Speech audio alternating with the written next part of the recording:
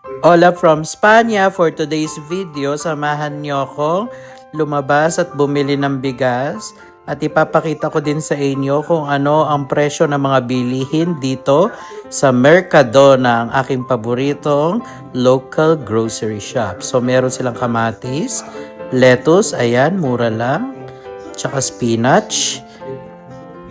Tapos meron din silang mga breaded chicken.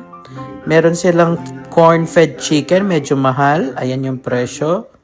Tapos, pero meron din silang normal chicken, 5 euro. Fresh yan. Baka, 9 euro. Okay na rin. Meron silang giniling. Yung giniling nila, nakahati na yan ng dalawa para hindi mo uubusin lahat. May frozen din. Ayan. Tapos, may mga frozen fish din sila.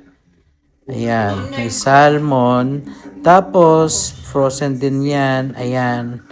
Meron din silang pang paella, 4.19. Meron din silang mga fresh na isda. Ayan. Tapos, may hipon sila. Ayan. At saka tahong. Tapos, may pusit din sila. Yan yung pusit naman. At ito, octopus, 10 euro naman. Masarap yan. Tapos, kung ayaw mo na maghiwa, 1 euro lang. Sibuyas at bawang. Ayan, naka-frozen na yan. May chicharon, 1.45 euro.